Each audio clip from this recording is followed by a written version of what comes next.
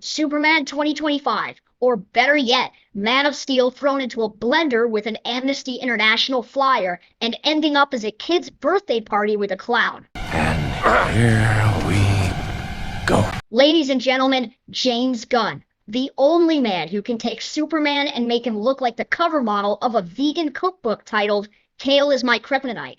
You donkey! Gunn has made movies where you go, okay, we laughed, we had fun, but here, he wrote a script that even kindergarten kids would reject after bullying him. His humor is so childish and clumsy, it makes you wonder, is this guy really directing movies?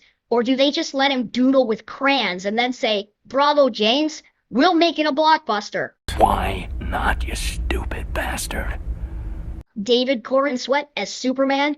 Man, he's more emasculated than the eunuchs and the harems of the Ottoman Empire. This guy is supposed to be the strongest man on the planet, but he acts like his girlfriend's lover texted him on Viber. Don't forget to buy steaks. Lois is hungry. He's not the Man of Steel. He's the beta man of Yes, Dear. Rachel Brosnahan's Lois Lane? Bossy, rigid, emotionally harsh, like she just came out of a self-improvement seminar hosted by Charles Manson. The only perfect thing about her is their couple dynamic is like a nightmare TikTok couple. She's the ruthless CEO running the show. He's the whipped beta who cries in the corner, even though he can hurl your car into orbit. You have to say off the record beforehand, not afterward. Why are you being like this? You deserve what happens to your dumb ass. This is an iconic romance. This is Married at First Sight meets a humiliating cosplay. The CGI? If Man of Steel was an average painting, Superman 2025 is a toddler smearing crayons on the wall while sniffing the box, and somehow thinking it's art.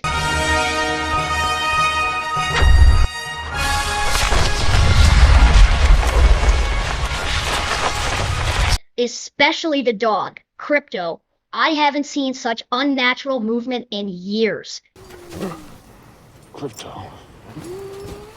Take me home. He looked like a Friskies ad from 2002, except back then the animations were more realistic. Anyway! Gunn openly said Superman is a metaphor for migrants and xenophobia. Perfect. So now, every time he saves the planet, we're supposed to feel guilty if we don't also house a refugee.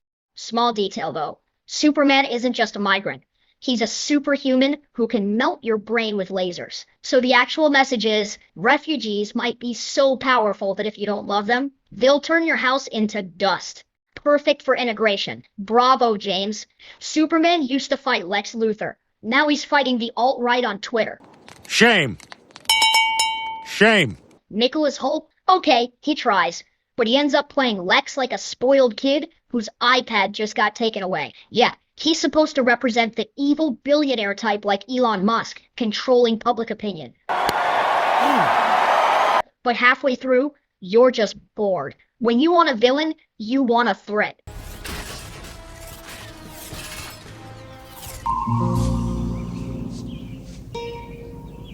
What the fuck? Here we got Lex Luthor turned into an influencer with daddy issues.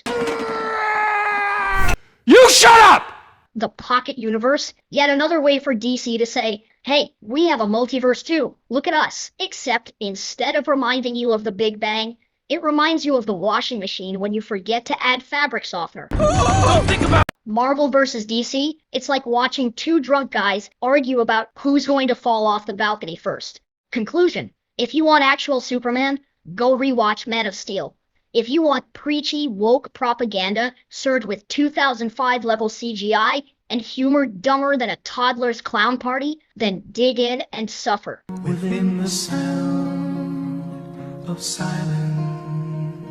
Personally, when it ended, I wanted to pour bleach in my eyes.